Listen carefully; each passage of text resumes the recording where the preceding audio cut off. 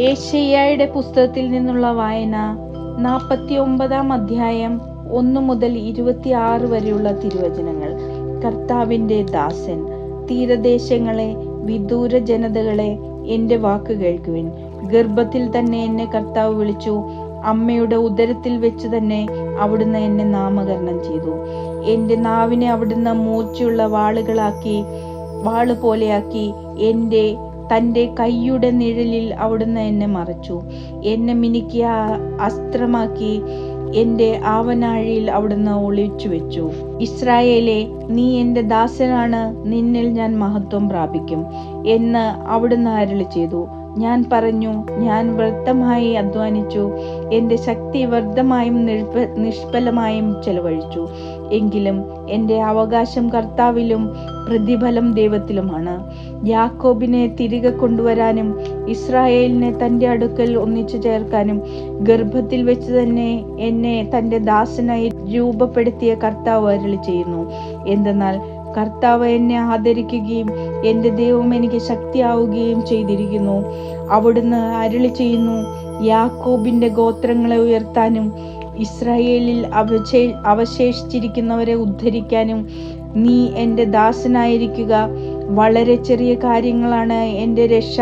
ലോകാതിർത്തി വരെ എത്തുന്നതിന് ഞാൻ നിന്നെ ലോകത്തിന്റെ പ്രകാശമായി നൽകും.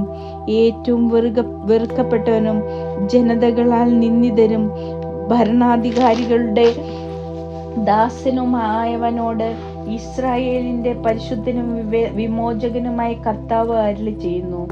നിന്നെ തിരഞ്ഞെടുത്ത ഇസ്രായേലിന്റെ പരിശുദ്ധനും വിശുദ്ധനുമായ കർത്താവ് നിമിത്തം രാജാക്കന്മാർ നിന്നെ കാണുമ്പോൾ എഴുന്നേൽക്കുകയും പ്രഭുക്കന്മാർ നിന്റെ മുൻപിൽ സാഷ്ടാംഗം പ്രണമിക്കുകയും ചെയ്യും. പ്രവാസികൾ ജെറുസലേമിലേക്ക്. കർത്താവ് അരുളി ചെയ്യുന്നു, പ്രസാദകാലത്ത് ഞാൻ നിനക്ക് ഉത്തരമരുളി. രക്ഷയുടെ ദിവസത്തിൽ ഞാൻ നിന്നെ സഹായിച്ചു. രാജ്യം സ്ഥാപിക്കാനും ശൂന്യമായ അവകാശഭൂമി പുനർവിഭജനം ചെയ്ത് കൊടുക്കാനും ഞാൻ നിന്നെ സംരക്ഷിച്ച ജനത്തിന് ഉടമ്പടിയായി നൽകിയിരിക്കുന്നു. ബന്ധിതരോട് പുറത്തു വരാനും അന്ധകാരത്തിലുള്ളവരോട് വെളിച്ചത്തു വരാനും ഞാൻ പറഞ്ഞു. യാത്രയിൽ അവർക്ക് ഭക്ഷണം ലഭിക്കും. വിജനമലമായ കുന്നുകളെല്ലാം അവരുടെ മേച്ചിൽ പുറങ്ങളായിരിക്കും. അവർക്ക് വിശക്കുകയോ ദാഹിക്കുകയോ ഇല്ല. ചൂടുകാറ്റോ വെയിലോ അവരെ തളർത്തുകയില്ല. എന്തുകൊണ്ടെന്നാൽ അവരുടെ മേൽ ദയയുള്ളവൻ അവരെ നയിക്കും. നീർച്ചാലുകൾക്കരികിലൂടെ അവരെ കൊണ്ടുപോകും. മലകളെ ഞാൻ വഴിയാക്കി മാറ്റും, രാജവീഥികൾ ഉയർത്തും. അങ്ങ് ദൂരെ നിന്ന്, വടക്കു നിന്നും പടിഞ്ഞാറ് നിന്നും, സിയോൻ ദേശത്തു നിന്നും അവൻ വരും. ആകാശമേ, ആനന്ദഗാനം ആലപിക്കുക. ഭൂമിയെ ആർത്തു വിളിക്കുക. മലകളെ ആർത്തുപാടുക. കർത്താവ് തന്റെ ജനത്തെ ആശ്വസിപ്പിച്ചിരിക്കുന്നു. ദുരിതമനുഭവിക്കുന്ന തന്റെ ജനത്തോട് അവിടുന്ന് കരുണ കാണിക്കും. എന്നാൽ സിയോൻ പറഞ്ഞു, കർത്താവ് എന്നെ ഉപേക്ഷിച്ചു, എന്റെ കർത്താവ് എന്നെ മറന്നു കളഞ്ഞു. മുല കുടിക്കുന്ന കുഞ്ഞിനെ അമ്മയ്ക്ക് മറക്കാനാകുമോ? പുത്രനോട് പെറ്റമ്മ കരുണ കാണിക്കാതിരിക്കുമോ? അവൾ മറന്നാലും ഞാൻ നിന്നെ മറക്കുകയില്ല. ഇതാ, നിന്നെ ഞാൻ എന്റെ ഉള്ളം കയ്യിൽ രേഖപ്പെടുത്തിയിരിക്കുന്നു. നിന്റെ മതിലുകൾ എപ്പോഴും എന്റെ മുൻപിലുണ്ട്. നിന്റെ നിർമ്മാതാക്കൾ നിന്നെ നശിപ്പിച്ചവരെക്കാൾ വേഗമുള്ളവരാണ്. നിന്നെ വിജനമാക്കിയവർ നിന്നിൽ നിന്ന് അകന്നു പോയിരിക്കുന്നു. ചുറ്റും നോക്കുക, അവർ ഒന്നു ചേർന്ന് നിന്റെ അടുക്കൽ വരുന്നു. കർത്താവായ ഞാൻ ശപഥം ചെയ്യുന്നു, നീ അവരെ ആഭരണമായി അണിയും. വധുവിനെ പോലെ നീ അവരെ നിന്നോട് ചേർക്കും. നിന്റെ പാഴ്നിലങ്ങളും വിജനദേശങ്ങളും കൊള്ളയടിക്കപ്പെട്ട സ്ഥലങ്ങളും അധിവാസത്തിനു തികയുകയില്ല. നിന്നെ വിഴുങ്ങിയവർ അകന്നുപോകും. സന്താനങ്ങൾ പെട്ടെന്ന് ഓർത്ത് ദുഃഖിക്കുന്ന നിന്നോട് അവർ തിരിച്ചു വന്ന് പറയും, ഈ സ്ഥലം എനിക്ക് പോരാ, എനിക്ക് വസിക്കാൻ ഇടം തരിക. അപ്പോൾ നീ ഹൃദയത്തിൽ പറയും, വന്ധ്യയും പുത്രഹീനയും പ്രവാസിനിയും പരിത്യക്തിയും ആയിരുന്ന എനിക്ക് ഇവർ എങ്ങനെ ജനിച്ചു?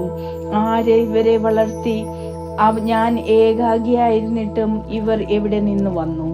ദൈവമായി കർത്താവ് അരുളി ചെയ്യുന്നു, ജനങ്ങൾക്കെതിരെ ഞാൻ കരം ഉയർത്തുകയും അവർക്ക് അടയാളം കൊടുക്കുകയും ചെയ്യും. അവർ നിന്റെ പുത്രന്മാരെ മാറിലണച്ചും പുത്രിമാരെ തോളിലേറ്റിയും കൊണ്ടുവരും. രാജാക്കന്മാർ നിന്റെ വളർത്തു പിതാക്കന്മാരും രാജ്ഞിമാർ വളർത്തമ്മമാരുമായിരിക്കും.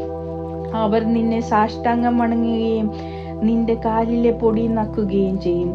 ഞാനാണ് കർത്താവ് എന്ന് അപ്പോൾ നീ അറിയും. എനിക്ക് വേണ്ടി കാത്തിരിക്കുന്നവർ ലജ്ജിതരാവുകയില്ല.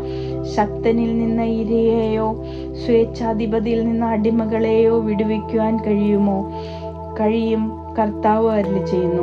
ശക്തനിൽ നിന്ന് അടിമകളെ വിടുവിക്കുകയും സ്വേച്ഛാധിപതിയിൽ നിന്ന് ഇരയെ രക്ഷിക്കുകയും ചെയ്യും.